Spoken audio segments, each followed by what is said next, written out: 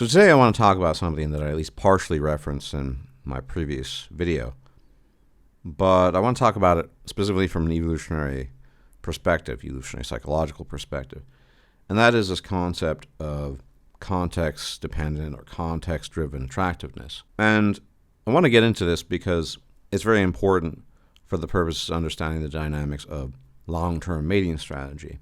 A lot of the stuff these days, particularly the black pill stuff, is really tailored to and made for young men. This idea of looks maxing and really optimizing your chances to essentially get box, to get laid, maybe get a girlfriend. And there's a difference to varying degrees between so-called GF retention and GF acquisition. And this becomes more and more important as you get older. So I'd like to get out of the way the obvious stuff. Yes, looks are still probably the most important thing.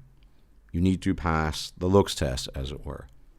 But in addition to that, when it comes to long-term mate retention, there's some pretty profound differences between men and women. And we all know that men and women, psychologically speaking, can be quite different.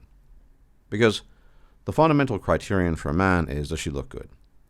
And as long as she stays good-looking, tries to stay in shape, etc., there usually is no wavering in terms of attractiveness. There usually isn't any issue in terms of losing overall interest, above all, romantic interest. But when it comes to women, there are a lot of other factors. And that is where this term comes into use, context-dependent, context-driven attractiveness. Because women are more flexible. They find things attractive that men don't find attractive at all. A man, for example, could care a whit about a woman's status. It's largely irrelevant as long as she looks good. But a woman, on the other hand, can and does care about status. And so, yes, you need to pass the looks test, but there are all these other factors that go into it. And so, for example, these are minor examples, but they do occur.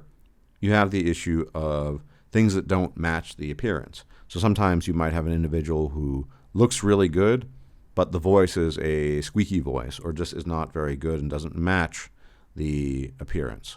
Or you can have the opposite, somebody with a really good voice but doesn't look very good, and everything in between. Or you could imagine, for example, some theoretical example, of course, and it's unlikely this would be true, but some guy who's very tall and good-looking, Chad Light Chad, but has some bizarre, absurd phobia when it comes to spiders and cockroaches and mice. And he sees a mouse and he screams like a girl, and this happens more than once, and his girlfriend, of course, loses interest in him because that's regarded as a effeminate female characteristic to be afraid of creepy crawlies, that sort of thing. Absurd example, I grant you, but there are a number of factors that can affect that. Loss of income, this has been shown in studies, affects romantic attraction on the part of women towards men. And sometimes they're personality deficiencies. So, for example, a friend of mine who passed away by his own hand, mind you, in mid-2017, was a tall, good-looking guy who was exceptionally smart. He was getting a PhD in genetics, had an undergraduate degree in neuroscience from a pretty prestigious university, etc., but he was an extremely neurotic individual, very depressed, abused alcohol, and ultimately that led to dissolution of various relationships he had, and most unfortunately, the dissolution of his own life. And so there are variables when considering long-term partnership that are almost never discussed in so-called black pill lookism circles. Yes, you need the appearance, and what comes after that.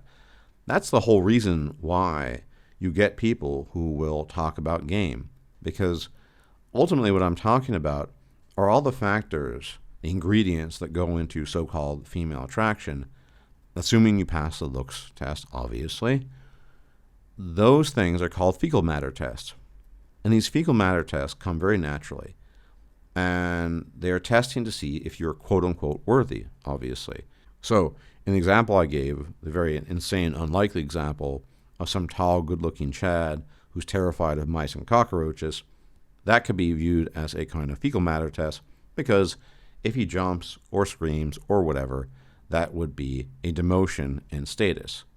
Likewise, if he were a total bum, decided to never work, yada, yada, yada, that could be a demotion in status. Or more specifically, if you wanted to measure out a fecal matter test, he loses his job, and how much time does it take him to acquire a new job? When is he back on his feet? Some women will tolerate more time than others. Some women won't tolerate any time. But the point I'm trying to drive home here, and I thought I drove home decently well in the previous video, is quite simply that attraction, yes, has everything to do with looks, but with women there are other factors. And there are studies that cite this. For example, there was a woman who went to a conference of sorts, and she initially was very attracted to the guy who was organizing the conference and was basically the head of the conference. Why? Status. Afterwards, when he lost that status and was no longer the head of the conference, she lost interest in him. And so it goes. Essentially, even if you pass all the initial tests, including the looks test, you are still going to face a series, a battery of fecal matter tests that you may or may not pass. And most people, as I've said, most men will eventually falter, because what we're really talking about is a masquerade. And if it's not a masquerade, then I guess you're a perfect human being. You never have to worry about any of this, because you'll always maintain frame, you'll look perfectly good, you have the perfect income, etc., etc. That, of course, is exceedingly rare. I think we can all acknowledge that. And so some of this stuff involves carrying out a masquerade for the sake of maintaining a relationship. And this is, again, something that the black pill, lookism crowd totally misses out on. They really think that for long-term success, especially as you get older, that the only thing that matters is looks. Maybe a bit of personality, maybe a bit of money. And once you have the looks, it's just cruise control. Everything else just becomes irrelevant. But again, the evidence doesn't bear that out. There are tons of examples of women losing interest due to things other than looks. And that is because women obviously care about looks, but they also care about status. They also care about, quote-unquote, maintaining frame, not showing off any effeminate qualities, and even such things as fellow female vetting. This has been proven, too, in studies, that a man who has several women vouching for him, even if an individual woman doesn't find that man attractive, will rather suddenly or not so suddenly find that man attractive and have an interest in him, because the women who have regarded him as attractive are acting as vetting mechanisms for the other woman. And this is why, to my mind, even if you pass all the looks tests, you look really good, there's going to be some other factor, because I'm going to assume you're not going to be perfect and you have some flaw, that will lead potentially to the dissolution of the relationship. And you will have to go through hoops. You will have to go through these hoops of the fecal matter test. And that is what, quote-unquote, maintaining frame and game ultimately is about. The look stuff, looks maxing, that might, depending on your genes and your luck, that might garner you some interest. Might help you acquire some kind of GF initially. But after that, after you fulfill the prerequisites of looks, obviously, other things become important, and you need to maintain that quote-unquote frame. If you are a good-looking tall guy who's extremely depressive and neurotic, good luck with that. Now, it is true that some women will show quote-unquote more sympathy for guys like that just because of their looks, and that's possible, but that only has so much leniency, and that only has so much wriggle room.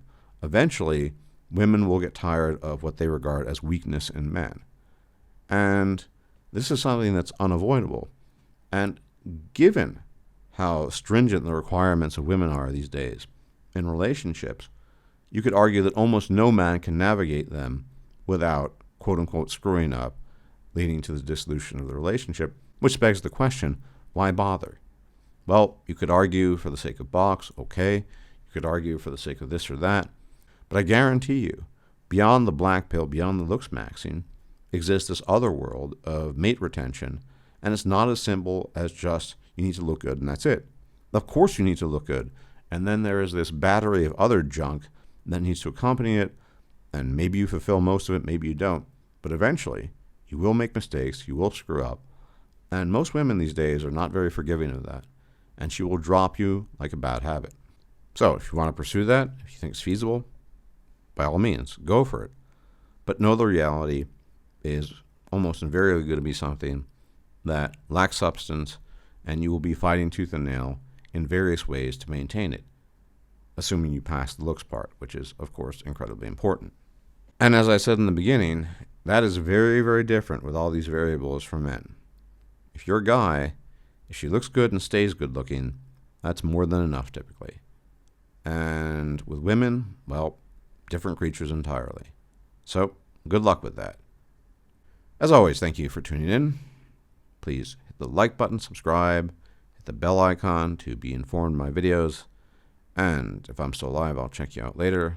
Everyone take care. May the gods watch over you. Bye-bye. If you liked this video, please like, share, and subscribe. And if you enjoy my content, please consider making a donation or becoming a patron. Thanks for watching.